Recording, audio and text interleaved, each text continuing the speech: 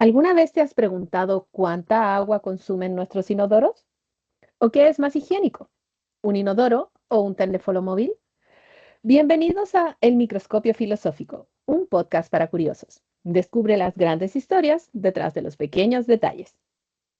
Para aquellos que no se conforman con el qué, sino que buscan el por qué. Soy Paulina Plaza, tutora del Centro de Aprendizaje de la Universidad Santo Tomás, sede Iquique. Soy curiosa de profesión y su anfitriona en este episodio.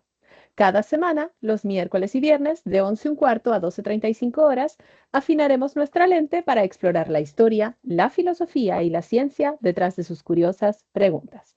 Bienvenidos a este nuevo episodio.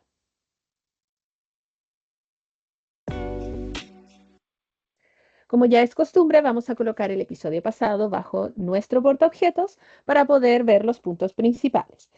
El episodio pasado tuvimos un episodio muy especial porque fue el Día Mundial de la Diabetes, el pasado 14 de noviembre. Hablamos mucho sobre la enfermedad, cómo prevenirla, cómo tratarla y tuvimos una entrevista con una nutricionista para que nos pudiera explicar mucho mejor sobre esta condición metabólica, la cual sufren muchas personas y a través de la cual hay muchas caricaturizaciones, sí, esa es la palabra, y eh, muchos mitos referente a la nutrición, ¿no? Todos tenemos muchas veces preconcepciones respecto de esta enfermedad y por lo tanto tratamos en ese episodio que terminó siendo un poquito largo, pero era necesario poder conversar respecto de esta situación, de esta condición, lo más ampliamente posible, porque es importante que tengamos la condición o no, conozcamos su importancia, cómo tratarla, etcétera, ¿no? Y cómo prevenirla, sobre todo tomando en cuenta que en nuestro país tenemos muchos altos niveles de diabetes de los distintos tipos y sobre todo no tenemos muchas veces los mejores hábitos alimenticios o los mejores hábitos de ejercicio dentro de nuestra población. Y dentro de ello me incluyo, porque también me cuesta un poco bajar de peso, ¿no? Es un tema. Pero bueno, hoy día tenemos una nueva muestra del día, nuestra sección en la que hablamos sobre efemérides. En la sección de hoy hablaremos de uno de los inventos más cruciales para la salud y la civilización, pero del que casi nadie quiere hablar. Un artefacto que transformó la vida urbana y acabó con pandemias. ¿Cómo la gestión de lo que desechamos define nuestro nivel de civilización? Pues hoy hablaremos del Día Mundial del Té. Sí, están tan sorprendidos como yo. También desconocía que existía un Día Mundial del Retrete.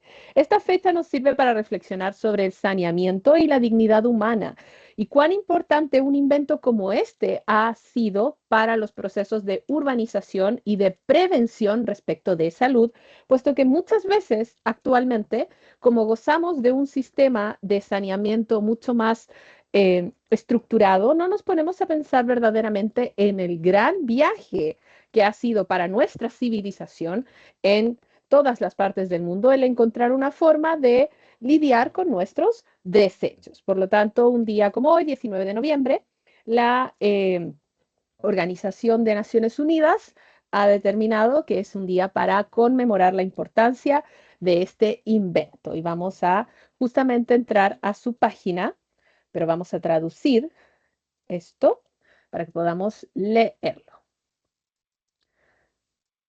Aquí está, traducir.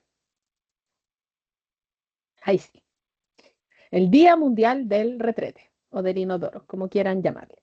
El Día Mundial del Retrete, que se celebra cada año el 19 de noviembre, tiene como objetivo inspirar acciones para abordar la crisis mundial del saneamiento y llegar a los 3.400 millones de personas que aún viven sin un saneamiento gestionado de forma segura. Muchas veces pensamos que esto no es una realidad, pero la verdad de las cosas es que es mucho más cercano de lo que pensamos. Es cosa de mirar hacia cualquiera de las tomas, caletas o algún otro lugar en donde no hay alcantarillados necesariamente, hay en algunos casos otras formas de eliminación de desechos, pero no todos los lugares del planeta tienen esta forma de deshacerse de los desechos y de los residuos y por lo tanto implica o puede implicar una contaminación grave hacia aguas posiblemente potables, ¿no? Establecido por la Organización Mundial del Retrete en 2001, también desconocía que existía una Organización Mundial del Retrete, pero es bueno saberlo. El Día Mundial del Retrete se convirtió en una celebración oficial de las Naciones Unidas en 2013. Por lo tanto, es relativamente reciente. Cada año, ONU Agua, el mecanismo de coordinación de la ONU en materia de agua y saneamiento, establece el tema del Día Mundial del Retrete. Este año, en 2025, el tema es el saneamiento en un mundo cambiante, que nos recuerda que independientemente de lo que depare el futuro, siempre necesitaremos el retrete. Los temas anteriores se pueden consultar allí, ¿cierto? Pero es cierto, querámoslo o no, siempre lo vamos a necesitar. Y por cierto que el mundo ha ido cambiando mucho y con las crisis de agua actuales y el cambio climático, este es hoy día un tema más relevante que nunca, independiente de que no queramos hablar a veces mucho de este tema. La verdad es que hablarlo es sumamente necesario desde múltiples puntos de vista.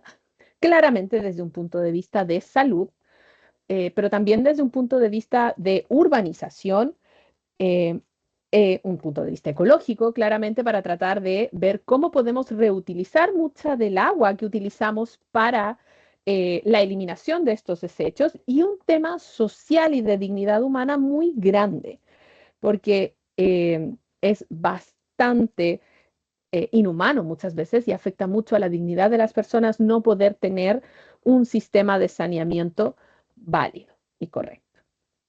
Por lo tanto, vamos a hablar de esto el día de hoy.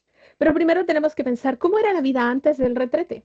Muchos de los que están aquí oyéndome, que verán esto por internet, o quizás algunos no, no conocen una vida sin un retrete, ¿no? O sin algún tipo de lugar específico, ya sea al interior o al exterior del hogar, en donde poder hacer sus necesidades. Pero lo cierto es que no siempre fue así durante nuestra civilización. Y no solamente hay que pensarlo desde un punto de vista de las antiguas civilizaciones, ¿no? En algunos casos, algunas antiguas civilizaciones, como la civilización romana, eran muy, ¿cómo decirlo?, muy organizadas respecto de este tema. A ellos les debemos mucho la forma de alcantarillado que tenemos actualmente. Así como también en algún otro momento, lugares que consideramos muy cultos, como Europa, terminaron siendo lugares donde este tema del saneamiento no era muy bien distribuido, ¿no? Y eso llevó a enfermedades, pandemias y problemas de higiene a nivel continental muy grandes. Por lo tanto, vamos a aprender más sobre el nacimiento del inodoro, cómo llegamos a la actualidad. Vamos a observar este pequeño video de Tic Tac Draw.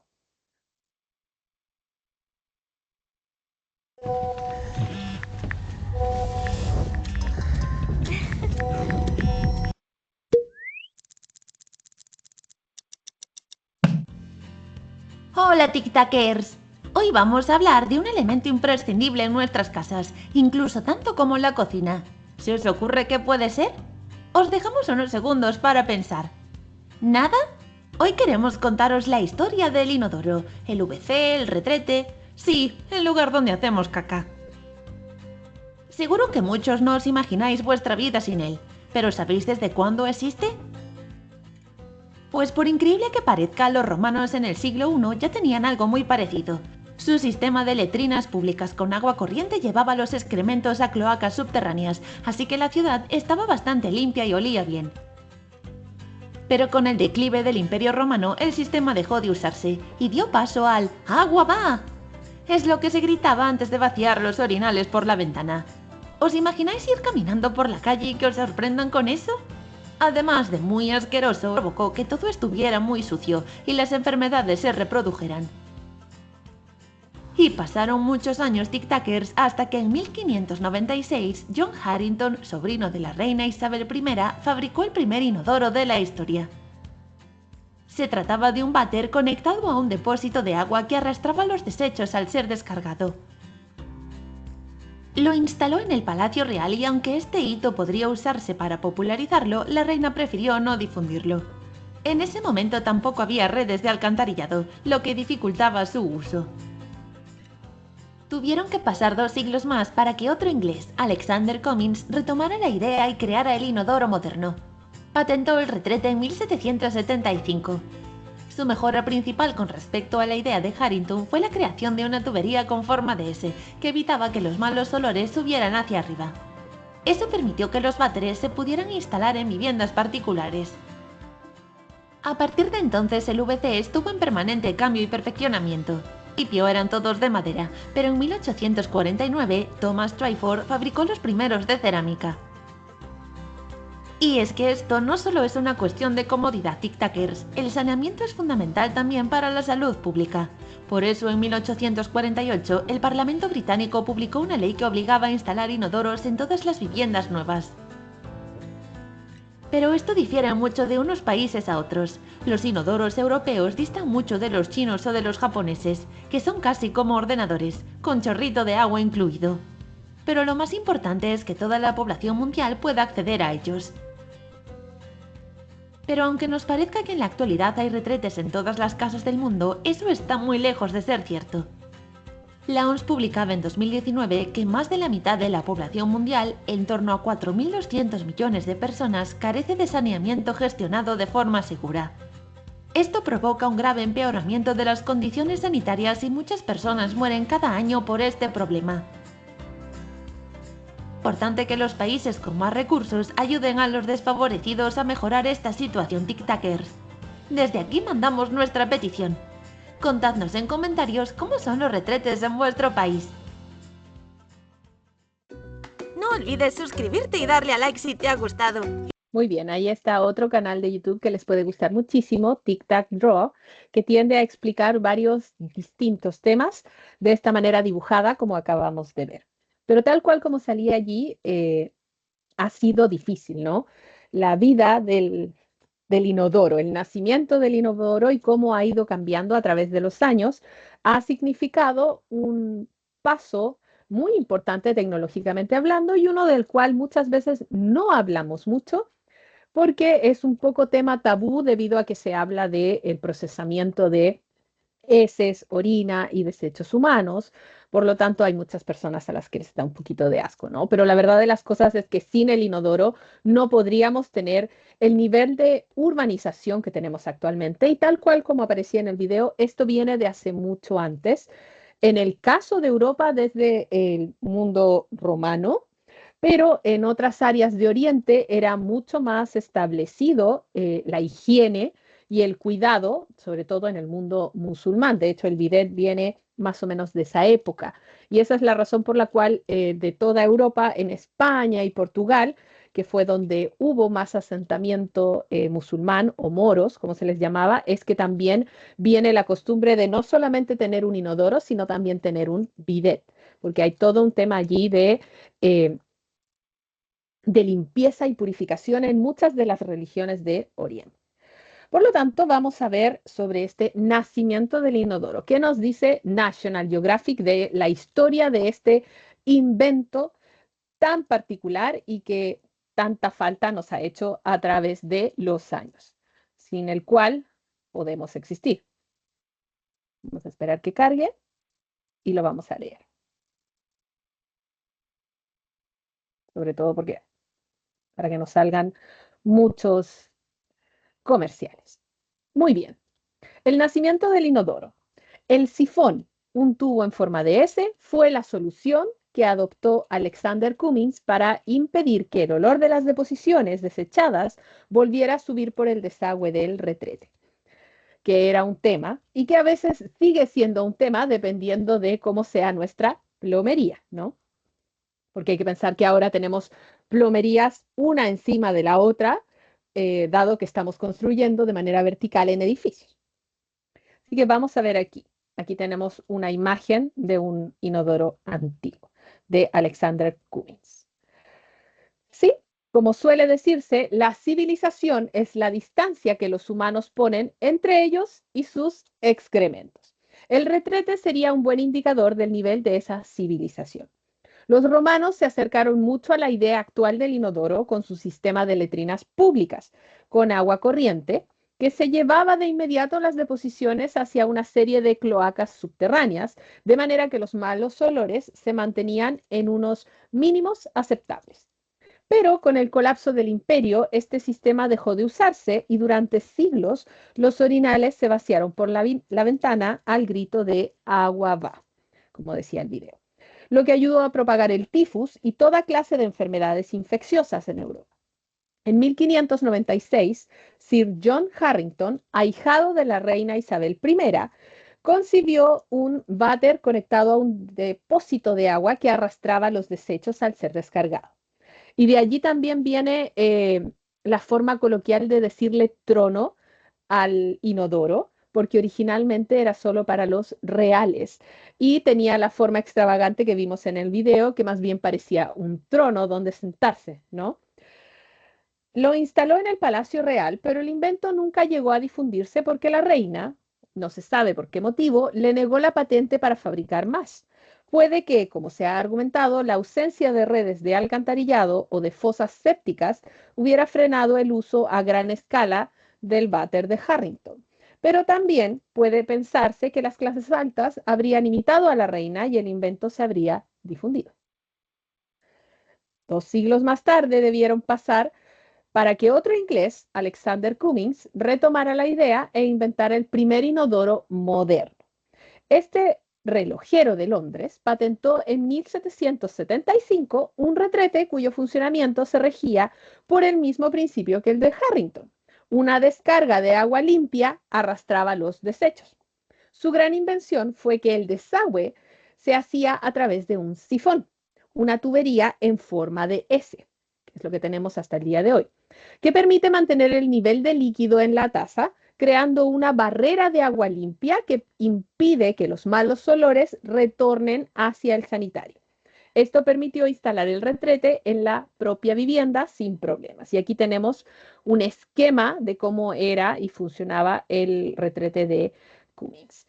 Por cierto, todavía muy rudimentario y muy distinto a lo que conocemos. Tenía la entrada de agua, ¿cierto? Que se acumulaba en lo que sería la taza de ese inodoro y luego la tubería, tras la descarga que vemos aquí, caía hacia los lugares donde iba a ser desechada, pero producto de que la tubería y el sifón estaban en forma de S, quedaba una cantidad de agua que impedía, ¿no?, que saliera el olor.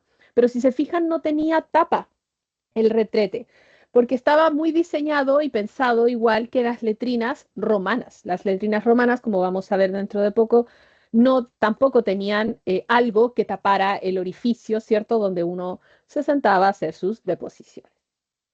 Cummins insertó sus inodoros en muebles de madera que los ocultaban de la vista cuando no eran usados y que contenían el dispositivo que activaba el mecanismo de descarga y desagüe.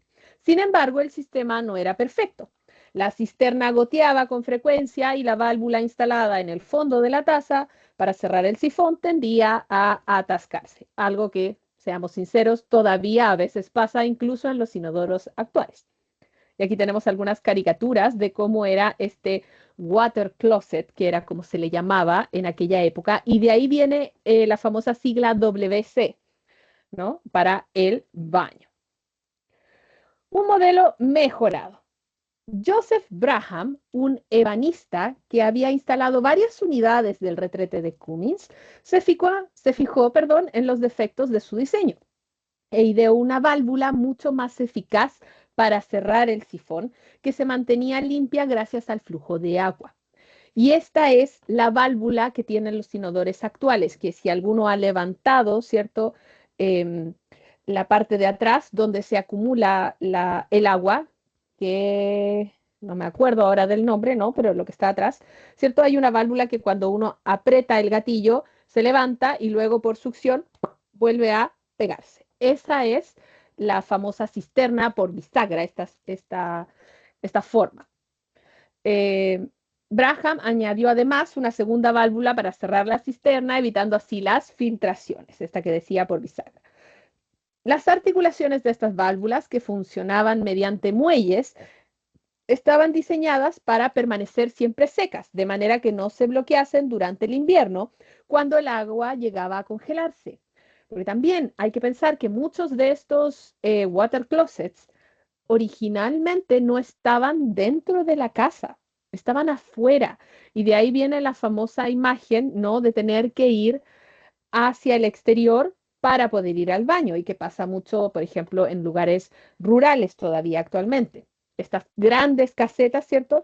También para eliminar un poco el olor, pero tal cual como sale allí, producto de estar en el exterior, y hasta el día de hoy muchas veces pasa en algunos lugares del mundo, puede haber congelación del agua dependiendo de la temperatura, ¿no? Una palanca abría ambas válvulas a la vez y el chorro de agua llegaba al fondo del inodoro a través de un orificio cubierto por una placa de metal que evitaba salpicaduras fuera de la taza. Ahí tenemos nuestra primera tapa del inodoro, porque si no también nos llegaba todo el salpicado. En 1778, Brahman patentó su modelo y lo comercializó con cierto éxito, pues era más fácil de manejar y más eficaz que el de Cummins. En lo sucesivo, el aparato también no dejó de perfeccionarse. Ahí tenemos a Braha. Luego, Albert Giblin creó un modelo en 1819 muy similar a los actuales, sin válvula en la taza. En 1849, Tomás Twyford, me imagino que se pronunciará, fabricó los primeros inodoros de cerámica. En la década de 1880. Thomas Crapper, que había adquirido la patente de Giblin, inventó el flotante, el corcho que sirve para cerrar automáticamente el flujo de agua de la cisterna. Esa como pequeña bolita o globo que vemos que llega hasta arriba en la medida de que se llena el estanque, ese era el nombre, estanque, y para, ¿no? Y allí viene también otro famoso nombre que algunos utilizan para el inodoro. Tenemos inodoro, retrete, WC, que ahora sabemos que era por water closet, y crapper, porque después este estadounidense, ¿cierto?, patentó esa forma de, por lo tanto, los países anglosajones tendían a decir, I'm going to the crapper, ¿no? Voy al, al crapper, que en el fondo sería como, que también sin querer significa como botar algo, ¿no? Más trascendental, sin embargo, fue la ley del Parlamento británico en 1848 que obligó a instalar inodoros en las nuevas viviendas, aunque pasarían décadas antes de que el water closet o armario del agua llegara a todas las casas. Y efectivamente, incluso en países que consideramos desarrollados, ¿no? Costó bastante de que todas las casas tuvieran este eh, instrumento de saneamiento. Y de allí venían muchas de las enfermedades y qué decir, la sobrepoblación muchas veces, sobre todo si pensamos en la revolución industrial, etcétera, tampoco ayudaba a esa situación. Por lo tanto, nuestro inodoro es más importante de lo que cualquiera podría pensar. Muchas veces lo tomamos muy a la ligera, pero es importante. Por lo tanto, tal cual como vemos aquí, acá tenemos las letrinas o los restos que hay de letrinas públicas romanas. Como vemos aquí, había orificios uno al ladito del otro, así que era todo totalmente público y abierto. Los romanos de aquella época se sentaban uno al lado del otro y era un lugar de conversación, porque además, más allá, después estaban los baños también era una rutina bañarse en los baños públicos. Pero bueno, definitivamente, ¿quién inventó el inodoro? ¿A quién le debemos este paso, ¿no? Antes del inodoro moderno, la historia del saneamiento varió enormemente, desde los sistemas rudimentarios de Mesopotamia y las letrinas públicas comunales romanas hasta los agujeros en el suelo o los barriles usados durante la Edad Media. Las personas usaban diversas soluciones para los desechos humanos. En muchas épocas no existían soluciones privadas ni eficientes para la eliminación de heces y las prácticas variaban mucho según la clase social y la ubicación geográfica. Por lo tanto, antes de responder esta pregunta, ¿quién inventó el inodoro? Vamos a ver una pequeña aplicación que les hice, una pequeña línea de tiempo respecto de estos grandes puntos en la historia del saneamiento, ¿no? Porque, nuevamente, Rara vez pensamos en la importancia de este proceso desde un punto de vista sanitario, de ingeniería, de urbanización, etc. Por lo tanto, vamos a hacer un viaje a través de la historia de la higiene humana antes del inodoro moderno. Lo primero y lo más típico durante las civilizaciones fluviales, es decir, las primeras civilizaciones como Mesopotamia y el Valle del Indo, era la utilización de los ríos como solución. En las primeras civilizaciones, los desechos humanos se arrojaban directamente a los ríos. Para poblaciones pequeñas, este método parecía funcional, pero a medida que las ciudades crecían, se volvía insostenible. ¿Por qué? Porque de esos mismos ríos después sacábamos el agua con el que hacíamos todo lo demás. Los ríos Tigris, Éufrates e Indo servían como sistemas de eliminación natural de desechos. Las poblaciones pequeñas no generaban suficiente contaminación para crear problemas inmediatos, pero con el crecimiento urbano, los ríos se convirtieron en fuentes de enfermedades y contaminación porque ya no era tan seguro consumir esa agua, ¿no? Alguien podría decir nunca fue seguro consumirlo, pero pensando en que no existía la potabilidad en aquella época, no, estamos hablando de Mesopotamia, ¿no? Claramente la mejor opción siempre fue agua en circulación. Incluso nuestros ancestros tenían bien claro a través de la experiencia que aguas detenidas no eran posible consumirlas. Pero bueno, este método sentó las bases para entender la necesidad de un sistema de saneamiento más sofisticado. Nos empezó a dar luces como eh, grandes civilizaciones no podían quedarse solo con esa solución. Necesitábamos de alguna manera poder separar el agua que consumíamos del agua que íbamos a utilizar para eliminar estos desechos. Y allí es donde lo que más destaca es la ingeniería romana durante el Imperio Romano. Los romanos revolucionaron el saneamiento con letrinas públicas y la famosa cloaca máxima, que era lo que estábamos viendo, este salón, ¿no? Donde teníamos varios retretes, por así decirlo, uno al ladito del otro. Comprendieron la importancia de alejar los desechos de las áreas habitadas, aunque paradójicamente la orina era uno de los recursos más valiosos recolectados para la industria textil. Por lo tanto, solo se desechaban las heces.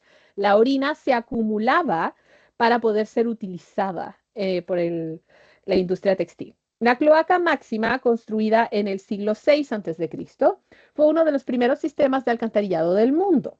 Las letrinas públicas eran espacios sociales donde los romanos conversaban mientras realizaban sus necesidades. Quizás de allí viene que a todos nosotros, no sé si les pase, pero yo creo que no soy la única, que las grandes ideas a uno se le vienen en el retrete, hay que decirlo. Como que ese momento de concentración, de soledad, no sé, algo hace que se activen nuestras neuronas, hay que decirlo. Sin embargo, la orina se recolectaba en ánforas y se vendía a las fullerías o lavanderías para blanquear togas debido a su contenido de amoníaco. Por lo tanto, lo que hacían los romanos con la orina que recolectaban era producir los primeros detergentes, pero que en realidad eran más bien blanqueadores. Como no sabían cómo eliminar la suciedad, terminaban utilizando amoníaco por orina concentrada, porque no es que la orina ya de por sí tenga amoníaco, había que dejarla eh, envejecer, por así decirlo, para formar este amoníaco.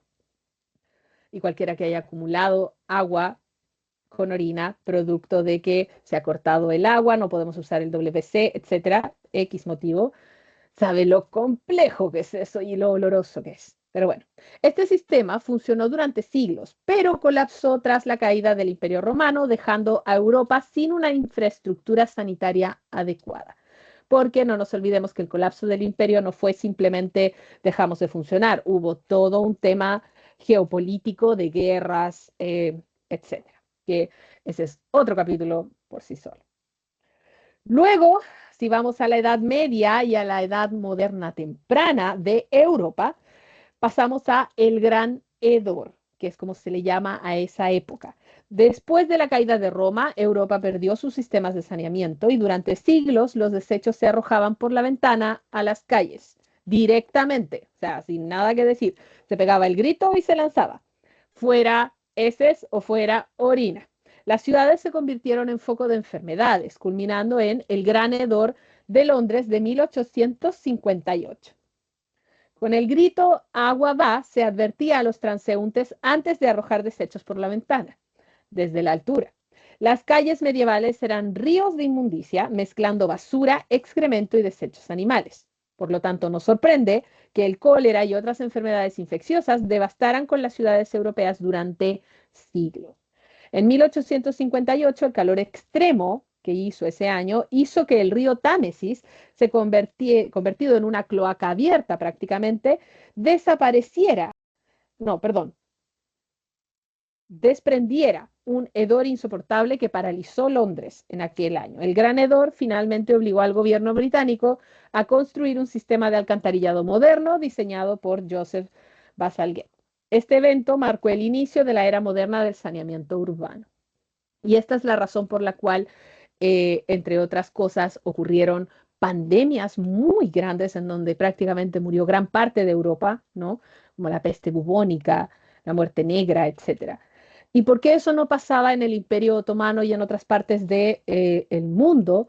Porque nuevamente la religión musulmana tenía una gran establecido, ¿no? Rituales de purificación en donde había que lavarse las manos antes de hacer ciertas cosas, ser muy cuidadosos, había toda una cultura de limpieza y higiene y eso ayudó a que ese tipo de enfermedades no se propagaran hacia esa zona del mundo, pero también llevó a ciertos choques culturales, ¿no? Luego tenemos el Ajax de Harrington. Sir John Harrington, ahijado de la reina Isabel, como vimos, inventó el primer prototipo de inodoro con descarga de agua que llamó Ajax. Aunque fue un diseño innovador, no prosperó debido a la falta de sistemas de alcantarillado y a la resiliencia cultural al cambio, porque Harrington lo instaló primero en el Palacio de Richmond para la reina Isabel I, quien lo usó ocasionalmente. El Ajax incluía un tanque de agua elevado y una válvula de descarga, conceptos revolucionarios para la época. El invento, sin embargo, fue ridiculizado por la sociedad de la época y Harrington escribió un libro satírico sobre él titulado A New Discourse of a Stale Subject, called The Metamorphosis of Ajax. Sin sistemas de alcantarillado, el invento simplemente trasladaba el problema de un lugar a otro, porque no tenía cómo evitar que los olores salieran, ¿no? Y era más bien casi como un cubo, por así decirlo, producto de que no había circulación. El retrete moderno no fue un invento de un solo hombre, sino un proceso evolutivo que tomó siglos. Y ahí es donde viene la pieza clave, el sifón en S. Alexander Cumming patentó en 1775 el sifón en forma de S, el componente crucial que evitaba que los gases tóxicos de las cloacas regresaran a las casas. Porque por esa razón la mayoría de los water closet estaban fuera de la casa. Luego, Joseph Brahman perfeccionó el diseño y lo produjo en masa, haciendo posible el inodoro moderno. El sifón en S mantiene una pequeña cantidad de agua, lo que actúa como barrera contra los gases del alcantarillado. Antes de esa invención, los gases de las cloacas entraban literalmente a las viviendas, causando enfermedades y malos olores. Joseph Bram mejoró el diseño de Cumming y obtuvo su propia patente en el 78, añadiendo válvulas y mejoras mecánicas. Braham produjo más de 6.000 unidades antes de que terminara el siglo XVIII, estableciendo el primer mercado masivo de inodoros. Y este avance tecnológico fue fundamental para hacer viable la vida urbana moderna y densa. Nuevamente, si pensamos en la gran cantidad de gente que vive en las ciudades actualmente, no hubiera sido posible sin este invento. Teoría de los miasmas y el cólera. Durante la era victoriana había una creencia de que las enfermedades provenían de los malos aires o miasmas, y esto impulsó irónicamente una revolución en el saneamiento. Aunque la teoría era incorrecta, la urgencia por eliminar los olores llevó a eliminar los patógenos reales. La teoría miasmática, cuando todavía no conocíamos a los microbios, ¿no? Sostenía que las enfermedades como el cólera se transmitían por el aire contaminado con olores pútridos. Las epidemias de cólera en Londres mataron a decenas de miles de personas, generando el pánico social. El médico Jon Snow, y no, no es el de Game of Thrones, demostró en 1854 que el cólera se transmitía por agua contaminada, no por el aire, lo que revolucionó la medicina. A pesar de la teoría incorrecta, la inversión masiva en eliminar estos olores resultó en sistemas de alcantarillado que efectivamente eliminaban los patógenos. La teoría miasmática fue el catalizador político y social necesario para financiar la infraestructura sanitaria moderna.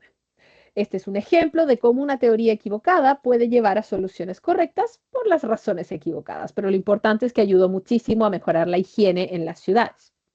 Y actualmente lo que tenemos es una infraestructura invisible, pero no por ello menos importante. Las mega urbes modernas como Nueva York, Tokio, Ciudad de México y todas las distintas ciudades, ¿no? Serían completamente inhabitables sin los sistemas de alcantarillado impulsados por el inodoro. Es la infraestructura invisible que hace posible que miles de millones vivan en ciudades densas sin riesgo a las enfermedades que antiguamente se producían.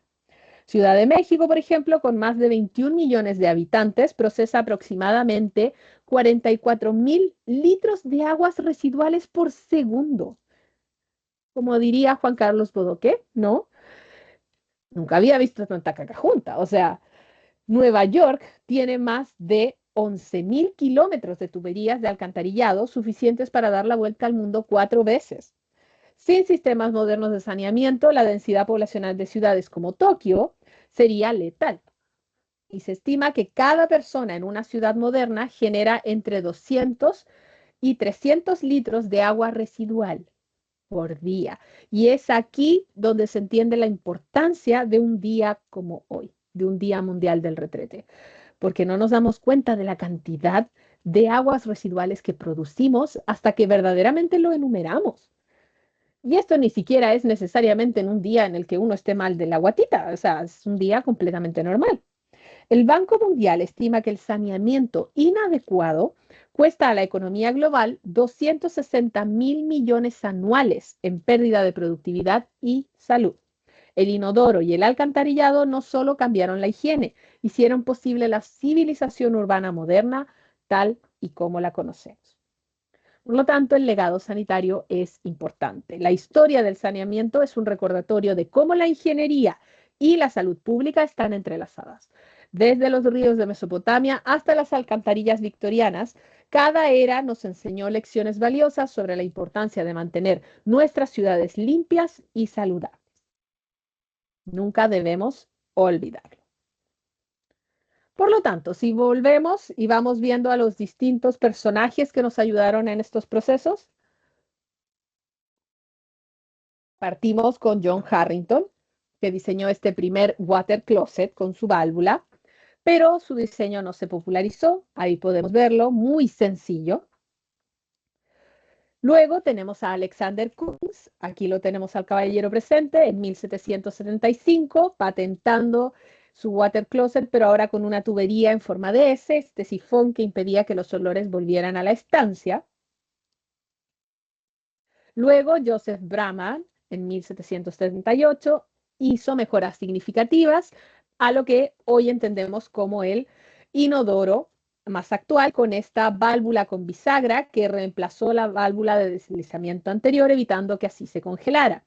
Aquí la vemos, ¿no? Esta estructura que más bien está al exterior, pero si se fijan todavía no tenemos estanque y no tenemos necesariamente una tapa para tapar el inodoro.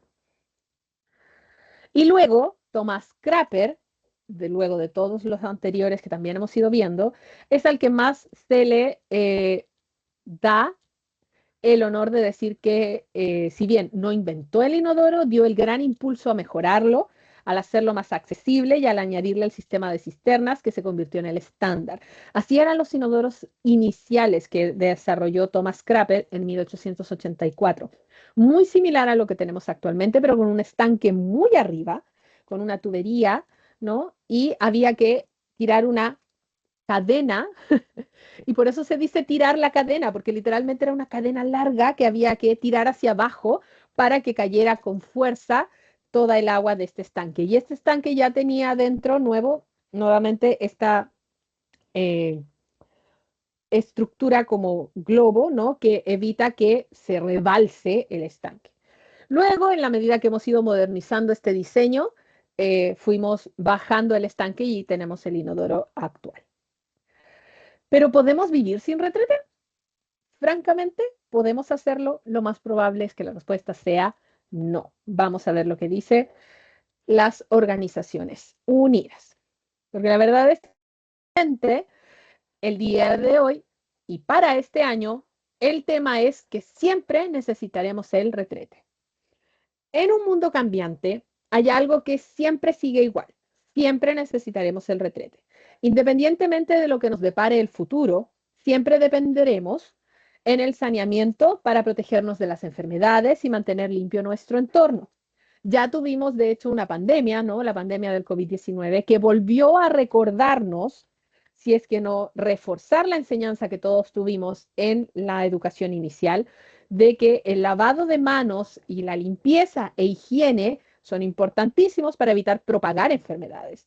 Y también cuando se empezó a descubrir que una de las tantas formas en las que el COVID-19 podía propagarse era compartiendo un inodoro, por mayor razón se tuvo que empezar a buscar otras formas de poder controlar las cuarentenas con inodoros específicos para la persona contagiada, ¿no?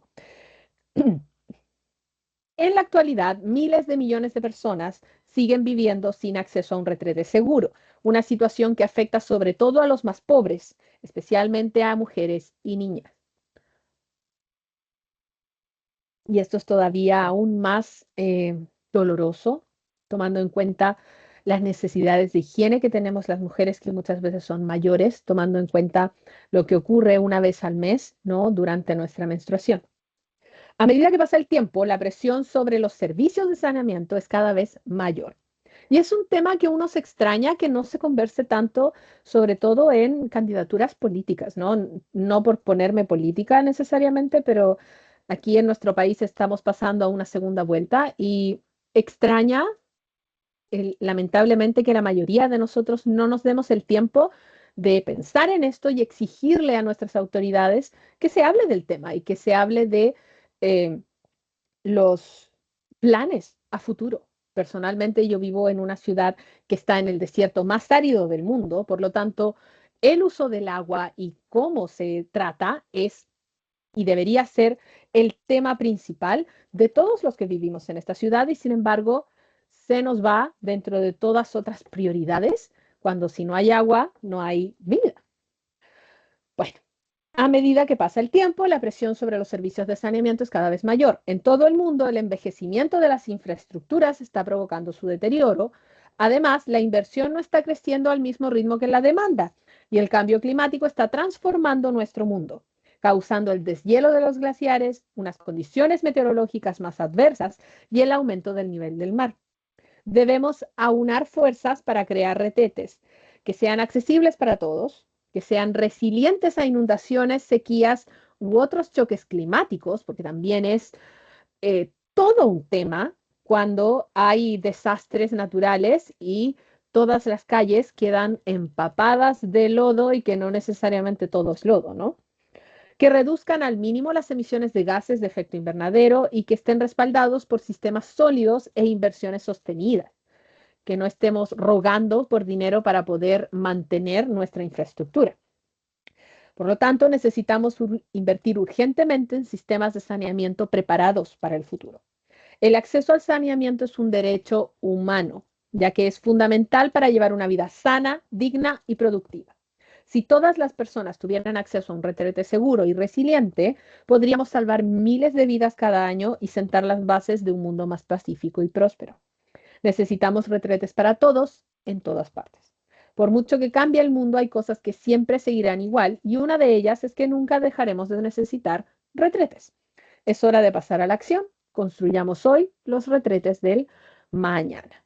Y bueno, ahí aparecen los mensajes clave y más información por si queremos, ¿no?, aportar a este tema o si queremos aportar nuestro granito de arena, que es lo que estamos tratando de hacer aquí desde el microscopio filosófico, hablando de este tema, porque había muchas efemérides para hoy, pero esta fue la más extraña que encontré y que sin querer es la más importante de todas, ¿no?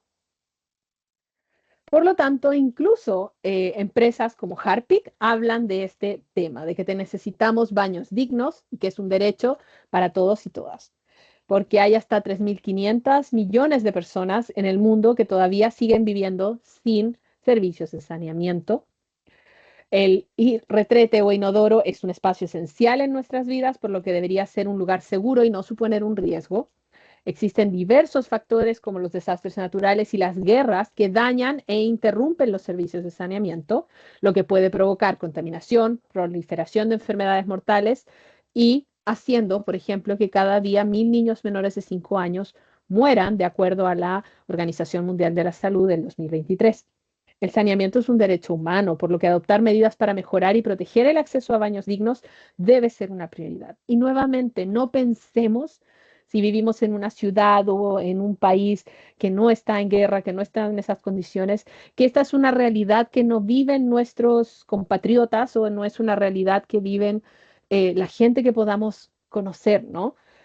Es una realidad que se esparce independientemente de y que lamentablemente el de por sí, debido a que estamos, por ejemplo, en mi país, Chile, teniendo un problema de acceso a la vivienda tan grande, implica también esto. Muchas veces lo romantizamos, o no sé si esa es la palabra, pero lo dejamos solo en el hecho de que las familias no tienen un hogar que llamar propio, ¿no? Un hogar donde construir sus vidas. Pero desde un punto de vista muy práctico implica esto también, que no tienen un lugar donde hacer sus necesidades y que lo que significa es que estamos arrastrando a muchas personas a tener que irse a lugares y situaciones que no son seguras para su salud.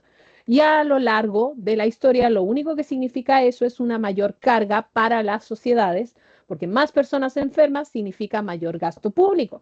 Por lo tanto, de una u otra manera, no tenemos que quedarnos solo con esta persona no le alcanza, no le da el crédito, no sé, para no tener una casa. No, pensémoslo incluso desde un punto de vista tan crudo como esta persona no tiene suficiente para tener un retrete propio.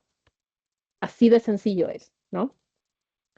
Pero bueno, los que tenemos un retrete, ¿cuánta agua gastamos también? Porque el tema del agua es crucial, tomando en cuenta que estamos en un periodo de escasez de agua en nuestro país, por ejemplo, Chile, lleva varios años de sequía, por lo tanto, ¿cuánta agua gasta un inodoro? En general, una descarga gasta hasta 10 litros de uso, dependiendo del tipo de inodoro. Hay inodoros actuales que son un poco más eficientes, pero la cantidad de agua y agua limpia, porque se utiliza agua potable para esto, ¿no? No aguas grises ni nada por el estilo, nuevamente para evitar los olores. La cantidad de agua que se ocupa en eso y que nos falta a veces para consumo potable es asombroso. Vamos a ver aquí en una página de una F Andina, era una empresa, si mal no recuerdo, que vende inodoros, claro, que hizo esta nota, ¿no? Inodoros con doble descarga versus los de descarga simple.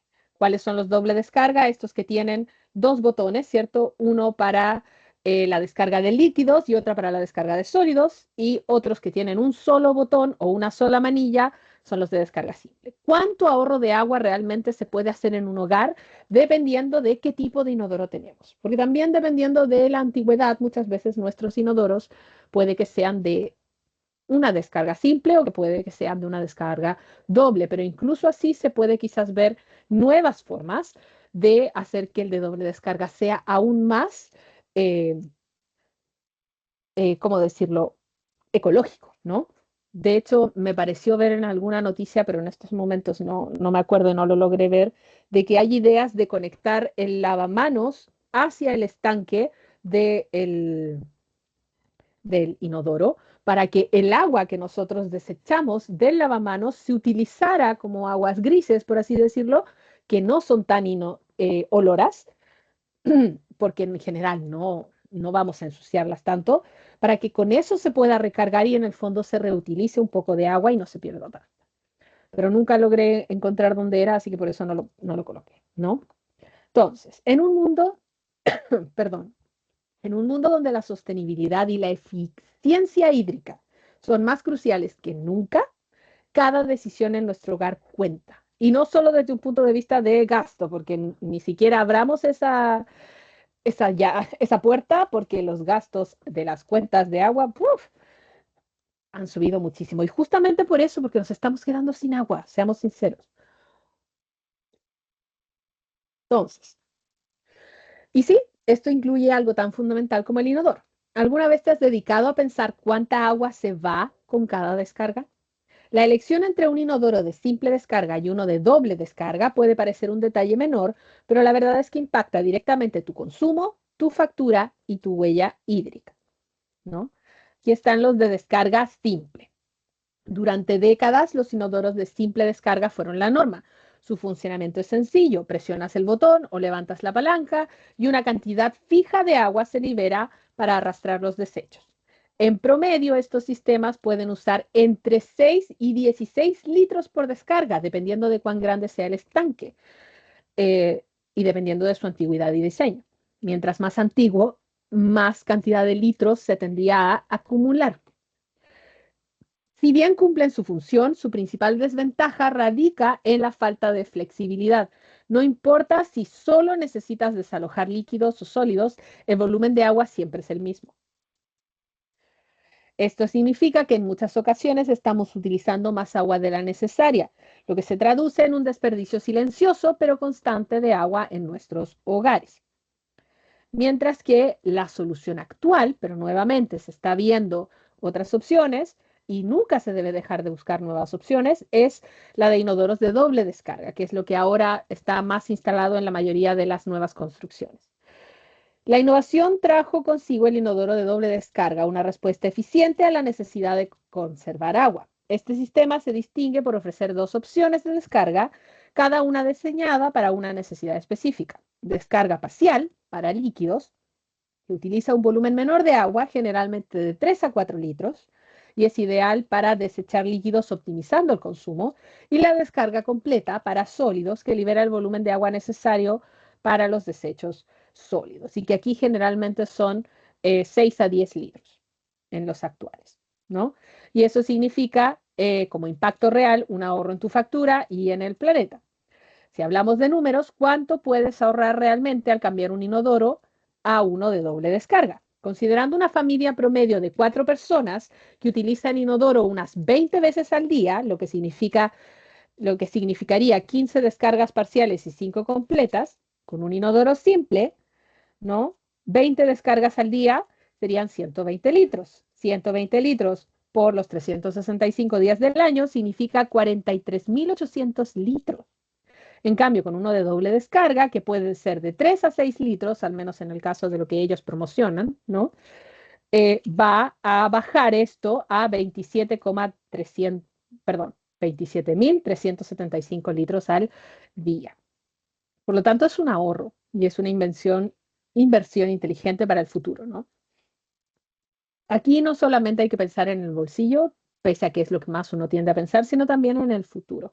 Porque la verdad de las cosas es que puede que nos estemos acercando, sobre todo en lugares desérticos como mi ciudad, a un momento clave en el que puede que no tengamos de dónde sacar agua. Ya en ciudades vecinas se ha empezado a utilizar plantas desalinizadoras para poder surtir a la gran población, por ejemplo, de Antofagasta, de agua potable. Por lo tanto, hay que hablar de este tema, nos guste o no. Así que vamos a hablar de este día cero. ¿Se acercará el día que todos tememos que el agua se acabe? ¿Se acerca el día cero? ¿El momento en que la ciudad ya no tendrá más agua? Y es que necesitamos agua para todo, para el aseo de nuestros cuerpos y de nuestras cosas, para regar los cultivos de nuestros alimentos, para generar energía y para un sinfín de procesos industriales. Y sobre todo, porque más de la mitad de nuestro cuerpo es agua. ¿Qué está pasando con el agua y qué podemos hacer para salvarnos? ¿Cómo superar la crisis mundial del agua? Pero si el 70% del planeta es agua, ¿cómo puede ser que sea escasa? Bueno, para empezar, es el 70% de la superficie del planeta lo que está cubierto de agua. Si juntáramos toda el agua del mundo en una esfera, su diámetro sería más o menos igual a la distancia que hay entre la Ciudad de México y Tegucigalpa. Pero casi toda es salada. El agua dulce sería solo esta otra esferita de apenas 273 kilómetros de diámetro, la distancia entre la Ciudad de México y Guanajuato. Sí, son como 10 billones y medio de litros, pero todos los 8,000 millones de personas del mundo, además de muchísimas plantas y animales, dependemos de esa esferita.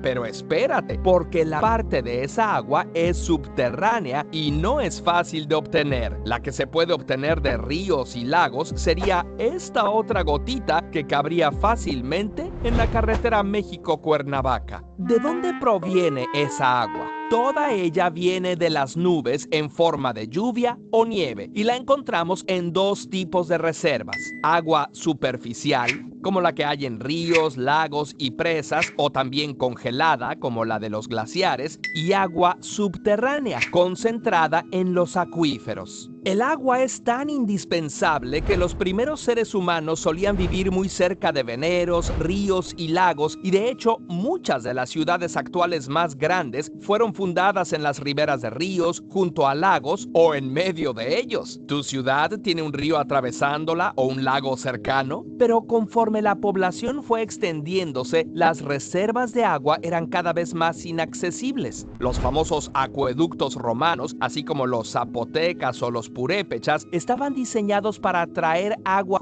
y los antiquísimos pozos artesianos para extraer el agua subterránea. Pero, ¿y la crisis actual? ¿Cuáles son sus causas? Hay tres grandes culpables. La primera causa es simplemente que consumimos más agua. Con la revolución industrial, la población aumentó y con ella sus necesidades y la complejidad para hacer accesible el agua a todos. Y en los últimos 100 años, el consumo de agua ha aumentado dramáticamente. Pero la cuestión es que no solo somos más que antes, sino que consumimos de manera diferente. ¿En qué nos gastamos el agua? En América Latina, de cada 10 litros de agua dulce, se usan 7 en actividades agropecuarias, 1 en actividades industriales y 2 en usos municipales y domésticos. Pero la tendencia es a industrializarnos más, y países como Estados Unidos y Canadá dedican 5 de cada 10 litros al campo, casi 4 a la industria y apenas poco más de 1 a servicios urbanos. En países como Colombia, el consumo promedio de agua por habitante es 600 metros cúbicos cada año, mientras que en Estados Unidos se gasta más del doble. Si todos los países imitáramos los modos de consumir de los países ricos, nos quedaríamos sin agua mucho más pronto. Y es que incluso centrándonos en los gastos agropecuarios del agua, no todos los alimentos son igual de costosos. Producir 1 kilo de carne requiere de unos 15,000 litros de agua, mientras que 1 kilo de arroz se lleva unos 2,500. 1 kilo de jitomate, poco más de 200 litros. Grandes usuarios del agua son las industrias de la moda y las que producen energía. Ahí también están quienes fabrican bebidas. Aunque tú veas una botellita, para producirla se necesitó muchísima agua que no vemos. A esta agua se le llama agua virtual. Por ejemplo, para producir medio litro de Coca-Cola se necesitan 35 litros de agua virtual. E incluso para llevarte 1 litro de agua embotellada se gastan hasta 7 litros de agua. Y no solo gastamos más por el uso, sino por el vicio. Desde el grifo que gotea hasta las fugas en las tuberías, se estima que hasta un 30% del agua de una ciudad simplemente se tira. Y esto incluye la que se usa para regar el césped. La mayor parte se pierde en evaporación. Un campo de golf promedio se puede llevar 750 millones de litros al año. Un estudio estimó que 13 campos de golf de Baja California usaban más agua que toda la agricultura de la zona. Y aunque por ley deben usar prioritariamente agua tratada para mantenerse verdes, es agua que podría usarse para otros fines. La segunda causa es que estamos ensuciando el agua. Aunque hay lugares donde es abundante, que sea segura para el consumo es otra historia. Se estima que hasta un 80% del agua que ensuciamos la devolvemos a la naturaleza sin tratarla. Y ahí va la que usamos para el drenaje de nuestros baños y fregaderos, pero también la que usan las grandes industrias. En Jalisco, México, por ejemplo, el río Santiago se ve, además de llevar las aguas negras de toda la ciudad y estar llena de bacterias fecales, también tiene agroquímicos, arsénico, cadmio, plomo y otras sustancias tóxicas después de que 280 industrias como Hershey's, Nestlé y Honda descargan sus contaminantes en su caudal. La tercera causa es nuestro viejo enemigo, el cambio climático. El aumento de las temperaturas, oh sorpresa, incrementa el índice de evaporación de las aguas superficiales, haciendo que las reservas duren menos. También los cambios en los patrones de las lluvias hacen que haya sequías más severas en algunos lugares y tormentas catastróficas en otros. Y el agua que provoca desastres no se puede aprovechar. Más bien contribuye a la erosión. Los bosques juegan un papel muy importante en el ciclo del agua porque, además de que gracias a la evapotranspiración son como la cuna de las nubes, en sus suelos se forman los ríos y se recargan los acuíferos subterráneos. Por ejemplo, el bosque La Primavera, en la cercanía a México, es una reserva natural que actúa como una fuente esencial de agua para la región. Pero si se continúa deforestando y construyendo, se impide la infiltración de agua y se ponen en riesgo los servicios ambientales que nos da. Estas tres causas se ven agravadas cuando las políticas públicas favorecen a los intereses económicos por encima de la protección del medio ambiente y el bienestar de los habitantes. Por poner un ejemplo, en México, en 2018, el presidente que estaba por salir firmó 10 decretos que permiten la extracción de agua de 300 ríos, lo que, según organizaciones ecologistas, benefició principalmente a empresas mineras y extractivistas. La crisis del agua ya ha afectado grandes zonas urbanas. En 2018, Ciudad del Cabo, en Sudáfrica, tuvo tal escasez de agua que anunció que habría un día cero.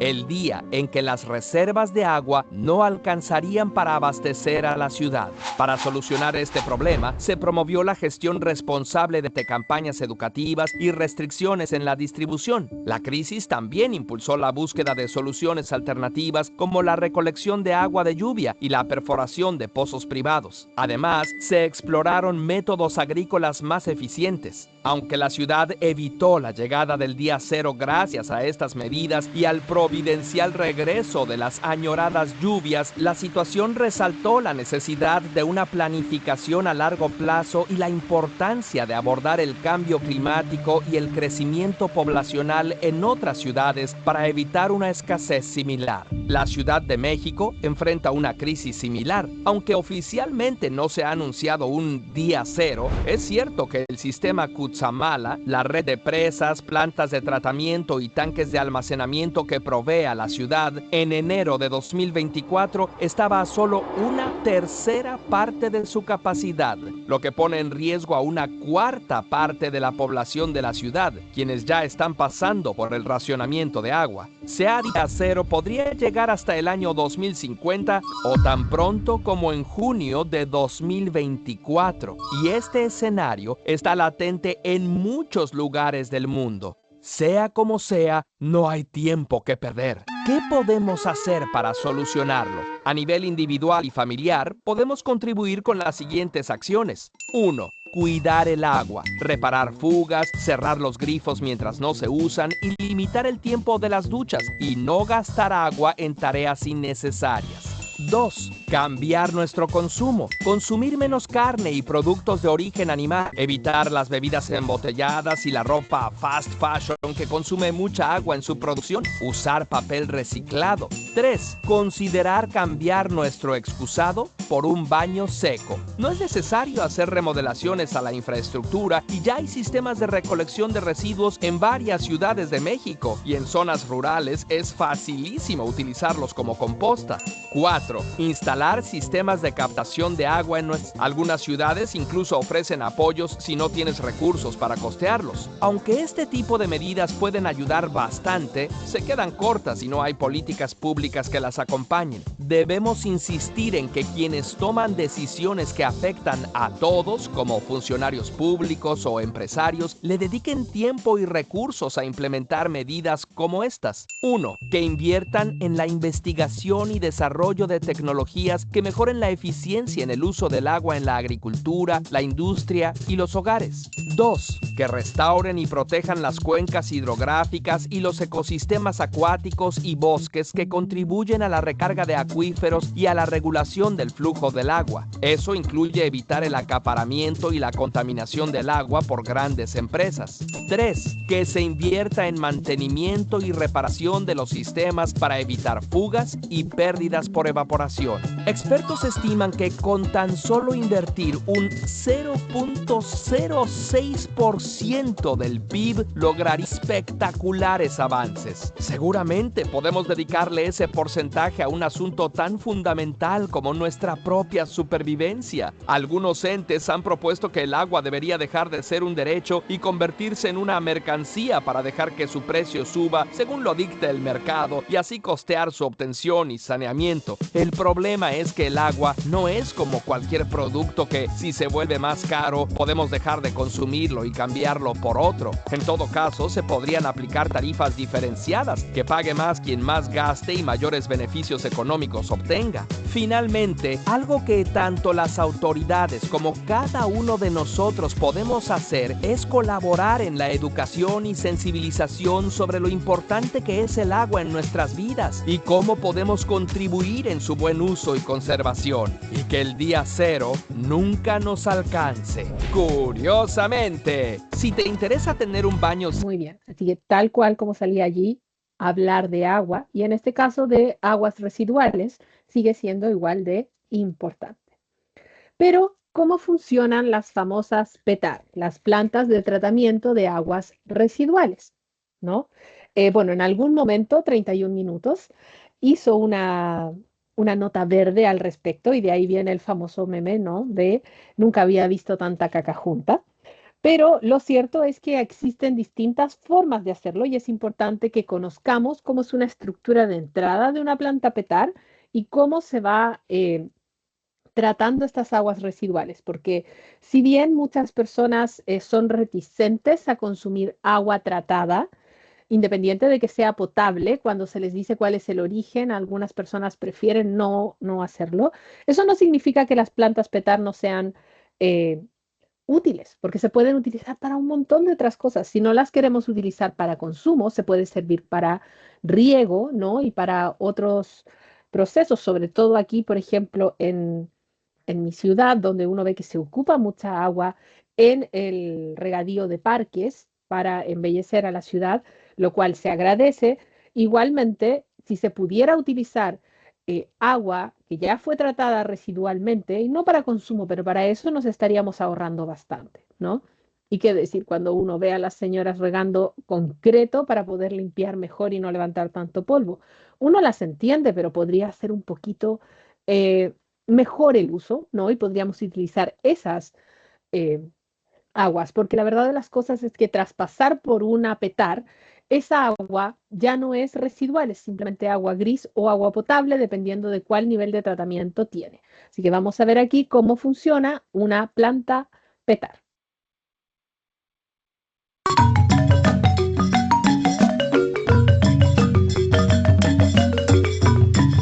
¿Cómo funciona una PETAR? El tratamiento de aguas residuales consiste en una serie de procesos físicos, químicos y biológicos que tienen como fin eliminar los contaminantes presentes en el agua de uso humano o que proviene de otros usos. El tratamiento de aguas residuales es un proceso de depuración, el cual funciona removiendo contaminantes del agua. Esta agua se puede utilizar en actividades como la agricultura y la industria. La solución para el control de la contaminación por aguas residuales es tratarla en plantas donde se hace la mayor parte del proceso de separación de los contaminantes, dejando así una pequeña parte que completará la naturaleza en el cuerpo receptor. El objetivo del tratamiento de las aguas residuales es producir un afluente reutilizable en el ambiente y un residuo sólido, fango o lodo, con beneficios para su disposición o reutilización. Veamos cómo funciona una planta de tratamiento de aguas residuales de uso doméstico. Canal de entrada o aliviadero. El tratamiento de aguas residuales comienza por la separación física de sólidos grandes, empleando un sistema de rejillas que no es más que una estructura en la cual descarga la tubería del colector de conducción del alcantarillado a la planta. Aquí se regula la cantidad de agua que va a ser tratada y desvía los excesos. Su función primordial es evitar que la planta reciba mucha agua. Impiden el paso de elementos sólidos como sobres o elementos plásticos, piedras y objetos que no pueden ser tratados en un proceso biológico. Estas deben ser de acero, pues deben proteger las válvulas o bombas de la planta de un elemento contundente. Además, disminuye la energía de las aguas que llegan. Canaleta. En esta estructura existe una regla o medidor a un lado de sus paredes. Su función es la de medir el caudal que llega a la planta. Desarenador.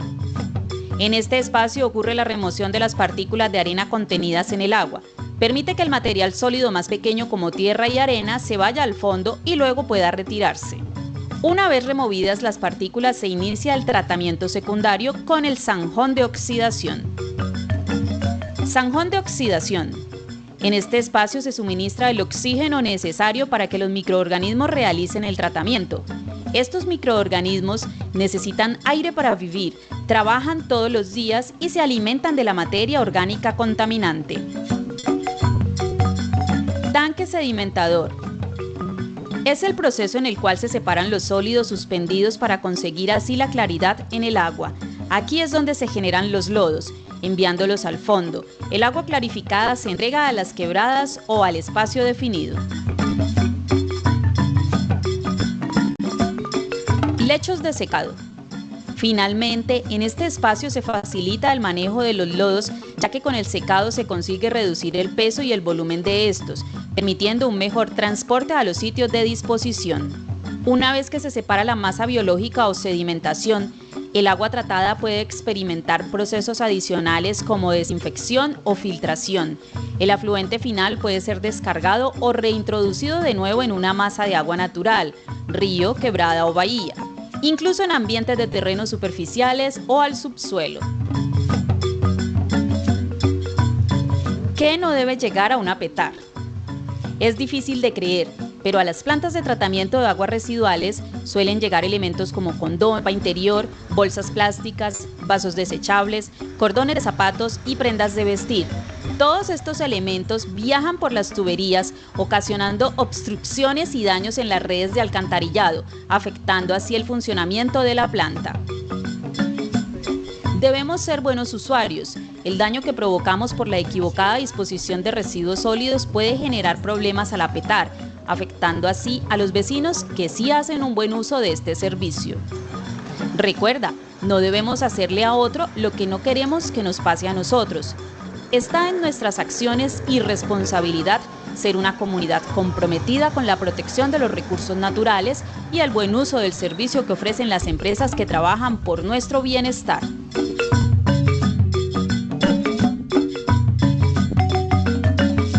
Muy bien. Entonces ahí nos quedó bastante claro cómo funciona de manera general una petar, pero lo cierto es que hemos ido innovando en muchos de los usos de estas aguas residuales. Y uno de los métodos más innovadores que encontré fue el transformar las aguas residuales en una fuente de hidrógeno verde, que ha sido uno de los tantos posibles combustibles que se está empezando a desarrollar. Por lo tanto, puede que aquí también encontremos una forma más eficiente de utilizar nuestras aguas residuales. Tenemos aquí el innovador método que transforma aguas residuales en una poderosa fuente de hidrógeno verde. Gracias a un avance australiano, los contaminantes presentes dejan de ser un problema, abriendo nuevas posibilidades para la energía limpia y la economía circular. Transformar un desafío ambiental en una oportunidad para la producción sostenible de energía es el objetivo de una reciente innovación desarrollada en Australia. Un equipo dirigido por Era RMTI University, ahí sí, creó un método experimental que utiliza contaminantes metabólicos de las aguas residuales como catalizadores destinados a acelerar la producción de hidrógeno verde. Esta tecnología elimina la necesidad de agua purificada, lo que permite reducir la dependencia de recursos hídricos escasos y abordar la contaminación del agua, según informó esta universidad. La investigación publicada en la revista ACS Electrochemistry constituye un avance importante en el campo del hidrógeno verde, considerado una de las fuentes de energía más limpias. Tradicionalmente, la obtención de hidrógeno verde mediante electrólisis requiere grandes volúmenes de agua potable. En un mundo donde más del 80% de las aguas residuales se vierten sin tratar, la propuesta de esta universidad convierte este residuo en un recurso valioso. El centro de la innovación radica en electrodos especiales, con una superficie de carbono absorbente capaces de atraer y capturar metales como platino, cromo y níquel presentes en las aguas residuales. Esos metales, que suelen representar un obstáculo para el uso industrial de las aguas residuales, se transforman en catalizadores estables y eficientes para la electrólisis. RMTI University detalló que el proceso consiste en sumergir estos electrodos en el agua residual, como veíamos en la imagen original, donde los metales se adhieren y forman catalizadores listos para conducir electricidad. La reacción electroquímica resultante divide el agua en hidrógeno y oxígeno, que son sus elementos básicos. El primero puede emplearse como fuente de energía limpia y el segundo puede reintegrarse en las plantas de tratamiento de aguas, mejorando su funcionamiento mediante la reducción del contenido orgánico, porque como vimos en el video pasado del PETAR, se necesita oxígeno para mantener a la población microbiota aeróbica funcionando y eliminando los desechos orgánicos. El profesor asociado Nasir Mahmoud, líder del equipo de RMTI University, señaló: la ventaja de nuestra innovación sobre estos métodos radica en aprovechar los materiales presentes en las aguas residuales, evitando la necesidad de agua purificada o de pasos adicionales. Mahmoud resaltó que la fabricación de la superficie de carbono de los electrodos con materiales provenientes de residuos agrícolas refuerza el modelo de economía circular y reduce costos. El equipo, que contó con la colaboración de la Universidad de Melbourne, el Australian Synchrotron y la Universidad de New South Wales, diseñó una experiencia de laboratorio en la que se mantuvo la electrólisis de aguas residuales durante 18 días con rendimiento estable y consistente. Para las pruebas, se emplearon aguas residuales previamente sometidas a un proceso de eliminación de sólidos y nutrientes, recreando condiciones reales de plantas de tratamiento. El sistema experimental incluyó dos electrodos, ánodo y cátodo, en un recipiente con aguas residuales. Al aplicar energía renovable, se produjo la reacción de electrólisis. En el cátodo, las moléculas de agua se transformaron en gas hidrógeno y en el ánodo en oxígeno. Ambos gases pueden ser recogidos y utilizados, lo que permite aprovechar al máximo los recursos presentes. RMIT University destacó que esta plataforma de sistemas catalíticos busca también emplear otras fuentes de agua difíciles, como la del mar. Esta línea de investigación amplía proyectos anteriores del equipo, entre ellos la eliminación acelerada de microplásticos mediante imanes y el uso de agua de mar en sistemas afines. ¿Cuál es el impacto ambiental y ecológico? Bueno, la tecnología diseñada por el equipo australiano aporta beneficios clave: disminución en el uso de agua potable, transformación de contaminantes metálicos en materiales útiles y, con el consiguiente impacto positivo sobre la contaminación y la reducción del coste del tratamiento industrial. La profesora Nikki Stiagi, vamos a asumir de que así se pronuncia, co-líder de la investigación, señaló: Nuestra innovación permite reducir la contaminación y la escasez de agua, un beneficio para los sectores energético y hídrico. Asimismo, recalcó que el proceso aprovecha materiales considerados desechos. El empleo de residuos agrícolas en la fabricación de electrodos añade valor ambiental y económico, además de brindar la posibilidad de reintegrar el oxígeno obtenido a la planta de tratamiento para reforzar su eficiencia y minimizar el impacto ambiental. El profesor Mahmoud precisó que el catalizador generado acelera la reacción química sin consumirse, permitiendo su uso por periodos extendidos y de forma eficiente. Los metales interactúan con otros elementos en las aguas residuales, potenciando las reacciones necesarias para dividir el agua en oxígeno e hidrógeno. A su vez, la profesora Estiagui manifestó el interés en colaborar con empresas y organismos del sector del agua para el desarrollo de aplicaciones comerciales a escala global. Queremos trabajar con compañías y autoridades encargadas de la gestión de energía y residuos en todo el mundo, afirmó, en declaraciones recogidas por la universidad. El doctor Mohamed Haris, miembro del equipo, destacó la importancia de perfeccionar el proceso para mejorar su eficiencia y adecuarlo al uso comercial. El método debe validarse con tipos variados de aguas residuales para asegurar su viabilidad universal. Pero claramente esto es sumamente interesante. Si bien los resultados de laboratorio muestran alto potencial, el equipo de la universidad reconoce la necesidad de evaluar el método con diferentes aguas residuales. El siguiente paso será optimizar la técnica y adaptarla a distintas condiciones con el objetivo de facilitar su adopción industrial. La universidad indica que la implementación de sistemas basados en este método podría transformar la gestión de aguas residuales y la producción de hidrógeno verde, contribuyendo al desarrollo sostenible del sector energético y ambiental. Por lo tanto, lo único que nos queda es seguir innovando y dejar de ver los desechos solamente como eso. Tenemos que de a poco empezar a utilizar nuestra curiosidad, nuestras ideas e intentarlo. Y allí es donde requerimos que nuevamente las autoridades también vean la posibilidad en esto.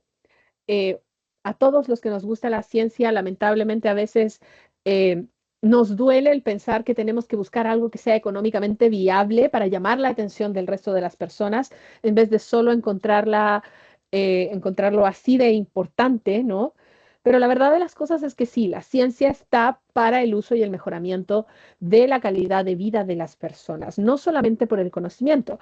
El conocimiento es útil, pero para utilizarlo para mejorar. Lo que no quiere decir que no podamos hacer investigaciones para aprender más. Está allí.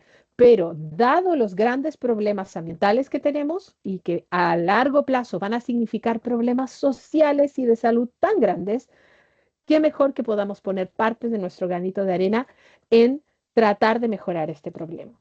No tenemos que ver todos los problemas solo como algo desastroso, también pueden ser una oportunidad, ¿no? ¿Conlleva tiempo y esfuerzo? Sí, pero al igual que este podcast, ¿no? Hay que darle ganas, hay que darle cariño y continuar. Por ello, queremos terminar el episodio de hoy haciendo la consigna de que debemos cuidar nuestra agua. Sea de la forma que sea, no quiere decir que solo nosotros tengamos que hacerlo y no estar pendientes de lo que grandes industrias y nuevamente autoridades hacen, pero todos tenemos algo que decir respecto de este tema. No tenemos por qué pensar que nuestra voz no es importante, ni tampoco tenemos que pensar que nuestras acciones no son importantes. Todos estamos aquí compartiendo el mismo planeta y todos vamos a necesitar el agua con la misma importancia. Por lo tanto, tenemos que pensar de manera igualitaria cómo podemos hacer todo lo posible para que no solo nosotros, sino quienes vienen después puedan tener este preciado elemento que necesitamos, ¿no?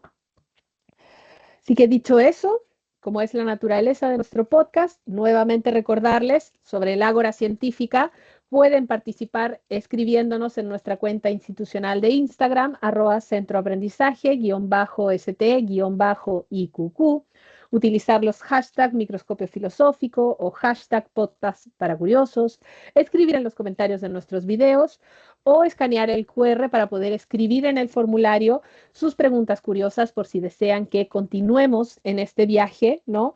Y poder cada vez ir aprendiendo todos de manera comunitaria. ¿Qué más cercano a lo que fue el Ágora de aquellos tiempos que tener esta posibilidad de utilizar las redes sociales y el Internet para poder comunicarnos entre todos y llegar a estos consensos y a este aprendizaje comunitario?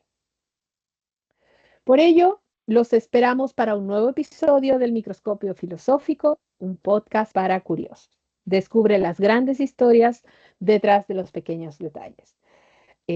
Muchísimas gracias por continuar viéndonos. Como siempre, si lo desean, aquí está la bibliografía para que puedan tener más lectura activa, para que puedan averiguar más de este tema y de esta efeméride que yo desconocía y que realmente es sumamente importante. No es la única de este día, también era el Día Mundial del Hombre, así que saludo a todos los hombres que nos puedan estar viendo. Pero preferí escoger este tema por su importancia, ¿no? Y porque desconocía por completo que existía. ¿Quién lo diría, no? El inodoro tiene su propio día mundial.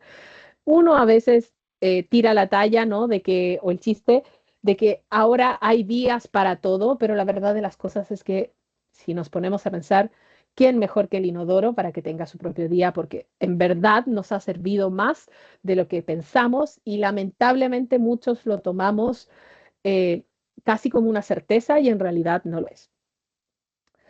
Así que volverlos a invitar a que puedan suscribirse a nuestro canal. Ya vamos en los 31 suscriptores. La idea es que podamos seguir creciendo, sobre todo porque este proyecto ya está de a poco llegando a su fin. Estamos en análisis de si podemos continuarlo para próximos semestres, pero fijo vamos a tener sesiones hasta el 12 de diciembre.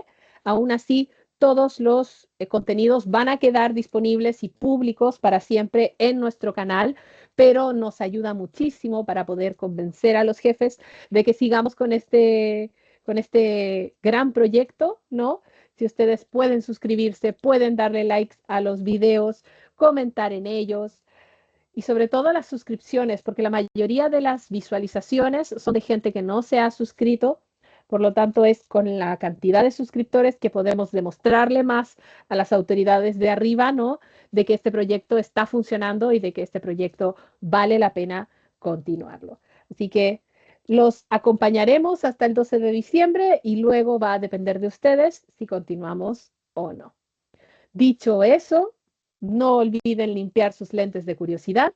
Soy Paulina Plaza, su tutora y curiosa de profesión, y espero verlos en la próxima sesión y quizás continuar con este proyecto el próximo año. Pero si no, ha sido un honor, ¿cierto? Todavía nos quedan algunas sesiones, tenemos hasta el 12 de diciembre, pero no está de más recordarles, expresen sus gustos y denos un like, comment and subscribe. Nos vemos el día viernes.